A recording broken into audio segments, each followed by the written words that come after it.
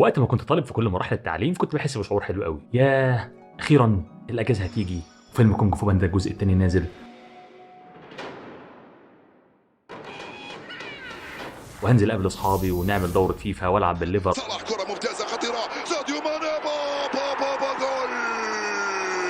لحظه بتعمل ايه؟ اصلا احنا في وقت المذاكره وبكره امتحان ولسه ما خلصناش الماده. الحكايه الحزينه دي بتتكرر مع كل ولد وبنت من اول اعدادي لحد الجامعه، بل المشكله بقت اكبر لان التليفونات والتطبيقات مخصصه انها تشتت تركيزك وتسرق انتباهك، وخاصه الجيل الجديد من التطبيقات زي التيك توك والريلز والشورتس وستوري الواتساب اللي انت عايز تلحق تشوفها قبل ما تتمسح، ولا حلقه المسلسل اللي انت عايز تروح تشوفها اول ما نزلت علشان لما اصحابك يتكلموا عليها تبقى انت عارف هما بيتكلموا على ايه وما تبقاش مغفل الشله. واديك سرحت مني تاني اهو. تعالى قابلني في تربتي لو نجحت ولا لو شميت النجاح ده، وبقابلني لو نجحت. فخلينا نشوف المشكله دي ونشوف حلها ايه علشان تعرف تركز في المهمه اللي تعملها وتخلصها على اكمل وجه. السلام عليكم، اهلا وسهلا بكم فيديو جديد. خلينا نبدا على طول وتقسيم الفيديو النهارده بالشكل التالي. رقم 1 هنتكلم عن الحاجات اللي بتسرق مننا الوقت وتقلل الانتاجيه. رقم 2 هنتكلم عن طرق وادوات تساعدك تحل المشكله بشكل عملي. رقم 3 هنتكلم عن هدف الفيديو بتاع النهارده وندخل في الموضوع على طول. وفي البدايه عايزين نعرف ايه الحاجات اللي بتقلل انتاجيتنا وتضيع وقتنا.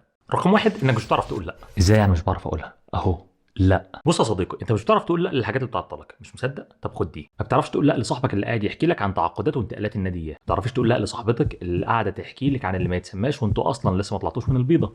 ما بتعرفش تقول لا لنوتيفيكيشن موبايل وتطلع في الاخر رساله يا عيني بتقول لك لا يوجد رصيد كافي لتجديد الباقه. ما بتعرفش تقول لا لصاحبك اللي بيقول لك في حجز كوره النهارده. ما بتعرفش تقول لا لنفسك لما تقول لك قوم افتح الثلاجه وانت لسه جاي اصلا من هناك. لكن الحاجه الوحيده اللي بتعرف تقول فيها لا لما ابوك يقول لك قوم اعمل لي كوبايه شاي. لا يا بابا مش فاضي. وانت اصلا قاعد بتسمع باتل راب جوه. او لما امك تقول لك قوم رتب المطبخ. لا يا ماما ورايا مذاكره. وانت اصلا قاعده بتقري بوستات عن خناقه شيرين وحسام. بس خد بالك يا عزيزي وعزيزتي ان دي هي لا الوحيده حرفيا اللي هتخليك ما تفلحش في حياتك لما تنفض لابوك وامك. ما خلاص يا هندسه، ما كانتش لا قلناها يعني، ليه الفضايح دي كلها بس؟ طيب خلاص، اكتب لي في التعليقات اذا كانت الحاجات دي حرفيا بتعطلك ولا لا. ما تنساش تعمل لايك وسبسكرايب وتتفرج على الحلقه السابقه وتستنى الحلقه الجايه. وما تنساش تقول لاي حاجه بتعطلك عن اللي وراك لا، ما عدا ابوك وامك طبعا. وبكده ننتقل للنقطه رقم 2 وهي المثاليه. انا عديتها لك في انك بتقول ان احنا ما بنعرفش نقول لا فوق، لكن تقول لي بقى ان المثاليه سبب لتقليل الانتاجيه. انا حاسس انك بتهبد وتقول اي كلام. اقول لك يا حبيبي اصبر، انا جاي لك من المستقبل ومجرب المثاليه لما ودتني ورا الشمس. مثلا انا بحب المثاليه جدا وبحب كل حاجه تبقى مظبوطه بالملي والدنيا كلها مترتبه تمام قبل اي حاجه. فتيجي تبص على الحلقات اللي انا بعملها على اليوتيوب فتلاقي بين كل حلقه وحلقه كذا شهر. ليه؟ لان انا بقى مستني اظبط كل حاجه بالظبط علشان اعمل حلقه جديده، ولاني بحاول اطلع كل حاجه مظبوطه بالملي وما بعرفش اتغاضى عن اي حاجه، فبالتالي انتاجيتي قليله جدا وبتلاقي الوقت الزمني بين الحلقات وبعضها طويل، فده بيأثر على انتاجيتي. وتلاقي بقى من ضمن المثاليه حاجات بتخليك تضيع اصلا وتتسحل في حاجات تانية، زي ان الكرسي مش مظبوط، زي انك مستني الساعه تيجي 5، زي لما المكتب يتوضب، او انك تجيب كرسي جديد، او انك تكتب بالقلم اللي انت بتحبه، او انك تبتدي في مواعيد تقبل اسم على 60، او انك تستنى لحد ما الساعه 9 تيجي عشان تبدا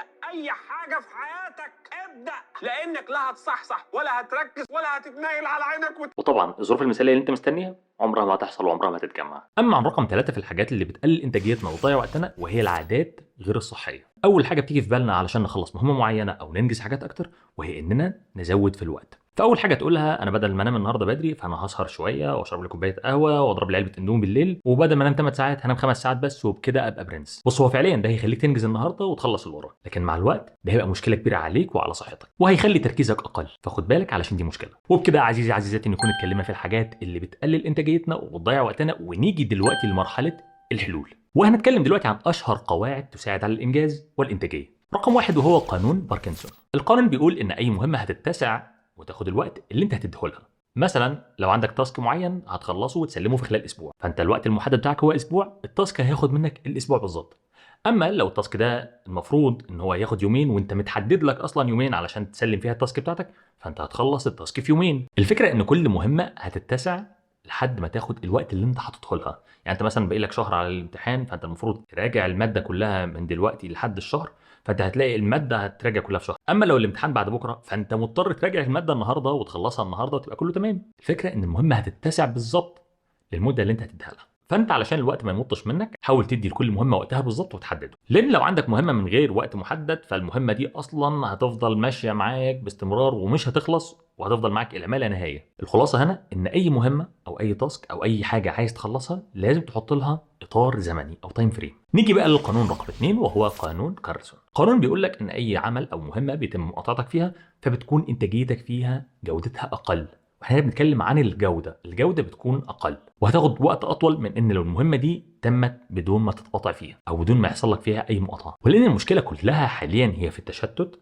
فانت صعب جدا تعرف تركز دقيقه على بعضها من غير ما تلاقي حاجه تشتتك او حاجه تضيع تركيزك. فهتلاقي بيجي لك رسائل، بيجي لك اشعارات، هتلاقي عايز تبص بصه على الفيس، دماغك مسحول، دماغك متشتت، مش عارف تركز، عايز تقوم تفتح الثلاجه وتبص فيها بصه، المهم ان دماغك مشغوله، دماغك مسوحاك ومشتتاك واصلا مش مركزه في اللي انت بتعمله. فلو انت قادر تركز على المهمه اللي انت بتعملها لمده 25 دقيقه متواصله، فالمهمه دي هتطلع بافضل شكل ممكن. الخلاصه، حاول قدر الامكان تحافظ على جلسات مذاكره او جلسات عمل بدون تشتت. ونيجي بقى للحل السحري رقم 3، وهو تكنيك البومودورو او طريقه الطماطم. ما تسالنيش ليه الطماطم، علشان هي ليها كده طريقه غريبه في تسميتها، فيعني مش مهم. في البدايه قبل ما اقول لك ازاي تستخدم الطريقه دي، اقول لك ايه الفايده اللي هتعود عليك لما تعمل الطريقه دي. الطريقه دي مش بس هتساعدك تنجز مهامك، ولكن هتعلمك ازاي تدير وقتك بشكل صحيح. هتلاقي انك مش بتسال نفسك وتقول ياه هو اليوم طار بسرعه كده ازاي، ولا انا ايه اليوم طار في ايه، لان كل حاجه هتبقى مكتوبه قدامك وهتبقى واضحه قدام منك. الطريقه دي هتساعدك تتغلب على المقاطعه اللي بتحصل لمخك نتيجه الاشعارات اللي بتجيلك وبتكون حاسس انك لازم تشوفها في وقتها. الطريقه دي كمان هتساعدك تعمل جدول زمني مظبوط، لان لما بنيجي نعمل جدول زمني ما بنعرفش نقدر الوقت اللي احنا محتاجينه بالظبط،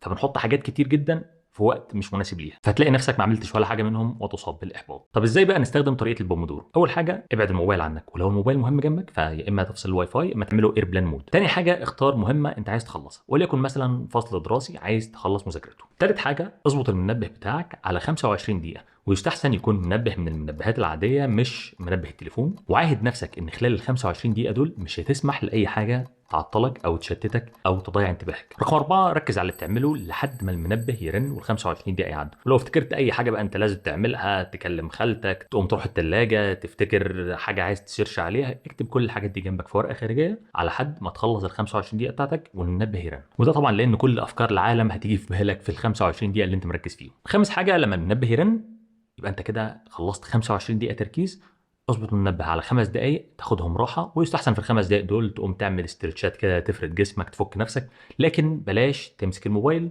ولا تفتح فيس بقى ولا الحركات دي علشان مخك ما يتشتتش ويفصل منك، وال5 دقائق يبقوا ساعه. بعد ال5 دقائق استراحه كرر التجربه دي 4 مرات، وبكده يبقى انت حققت 100 دقيقه تركيز متواصل، وهنا بعدها تاخد لك من 20 ل 30 دقيقه راحه. جرب الطريقه دي وفعلا هتلاقي نفسك تركيزك اتغير. وبكده يبقى احنا اتكلمنا عن حلول هتساعدك تزود الانتاجيه فاعملها، واتكلمنا عن حاجات بتسرق منك وقتك وتقلل انتاجيتك فتجنب الحاجات دي. كده يبقى باقي ان انا اقول لك هدف فيديو النهارده ده، اذا كنت لسه بتسمعني اصلا موجود معايا هنا. الفيديو ده موجه لكل اخواتي من البنات والشباب اللي في كل مراحل التعليم من اول اعدادي لحد الجامعه، وهدفه ان هو يساعدكم انكم تتخلصوا من التشتت وتركزوا بشكل افضل على اهدافكم ومهامكم. وبكده يكون فيديو النهارده خلص. اتمنى اكون قدرت افيدكم. اكتبوا لنا في التعليقات يعني لو حاسين ان الفيديو ده ممكن يغير فيكم اي حاجه او يساعدكم لانكم تبقوا افضل. وما تنسوش تعملوا لايك وسبسكرايب. شوفوا الفيديو اللي فات، استنوا الفيديو اللي جاي.